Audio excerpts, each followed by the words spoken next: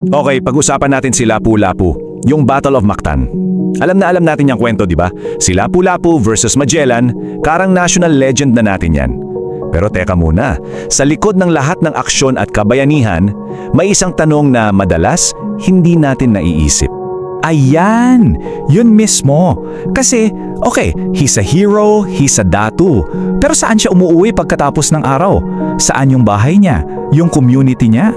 Alam mo yon, yung mga kapitbahay niya, saan sila nagluluto, nag-aalaga ng pamilya, nagbebenta ng isda? Ito yung misteryo na susubukan nating silipin ngayon. So yun nga, ang usapan natin ngayon ay higit pa sa labanan. Susubukan nating hanapin ang pre-kolonyal na Mactan. Kumbaga, hindi lang yung mismong bakbakan ang titingnan natin, ang hahanapin natin ay yung picture ng buhay sa Mactan bago pa man mangyari ang lahat ng yun. Pero, ito agad yung malaking challenge. Kasi yung mga structures noong 16th century, gawa sa mga bagay na nabubulok. Kahoy, kawayan, nipa, mga ganyan. So, hindi sila tulad ng mga stone castle sa Europe na nakatayo pa rin hanggang ngayon. After hundreds of years sa init at ulan dito sa Pilipinas, ano pang matitira, di ba? So, paano mo hahanapin ang isang village na parang naglaho na lang sa hangin?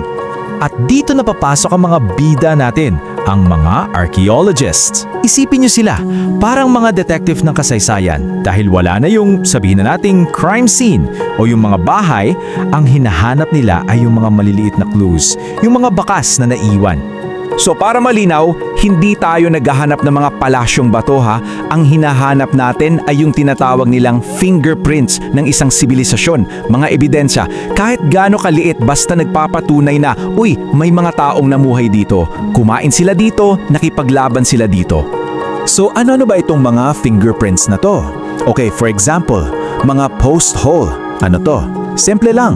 Ito yung mga butas sa lupa kung saan dating nakabaon yung mga haligi ng bahay. So kahit wala na yung bahay, andyan pa rin yung bakas ng pundasyon niya. Tapos meron ding mga shell midden. Ito naman parang sinaunang basurahan. Tumpok ng mga shell ng tulya, talaba, mga buto ng isda. Dito natin malalaman kung ano yung mga kinakain nila. At syempre, mga piraso ng palayok o pottery.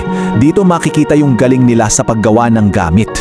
Mula sa mga butas sa lupa at mga tapunang shell, may mga nahukay talagang mga aktual na gamit. At itong mga nahukay na to, grabe nagbago yung buong kwento ng Mactan. At ito yung pinaka-takeaway. Isipin mo yon. Yung Mactan na nasa isip natin bago pa dumating si Magellan, hindi pala siya yung parang liblib na isla. It was a trading hub.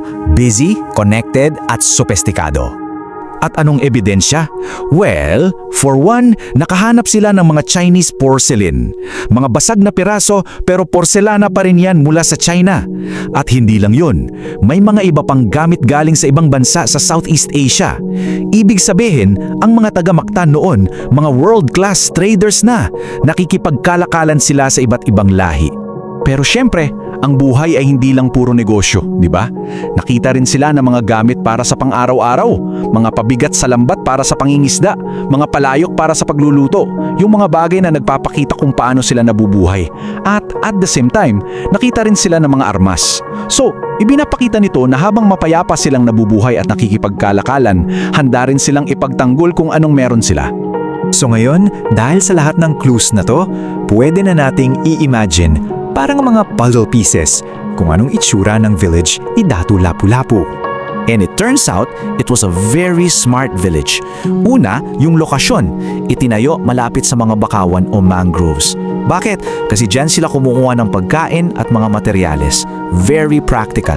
Pangalawa, yung depensa. Napapalibutan sila ng natural na pader, mga coral reef. So mahirap silang salakayin basta-basta galing sa dagat. At pangatlo, yung community mismo. Mayroon silang central plaza o gathering place.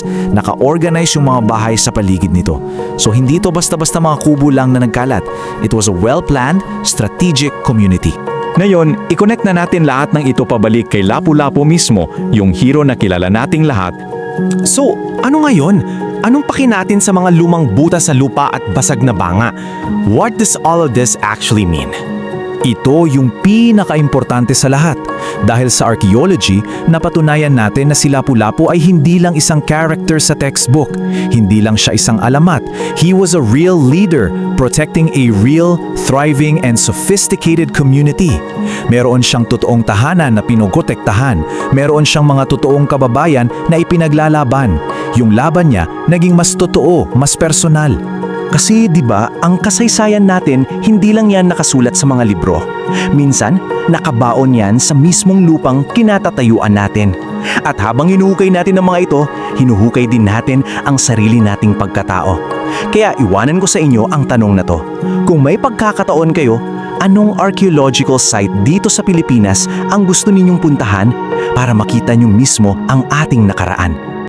Kung nagustuhan mo ang kwentong ito, huwag kalimutang i-like ang video, mag-subscribe at i-on ang notification bell para sa iba pang alamat at kwentong bayan. I-share mo rin ito para mas marami pang Pilipino ang makaalala ng kagandahan ng ating mga kwento.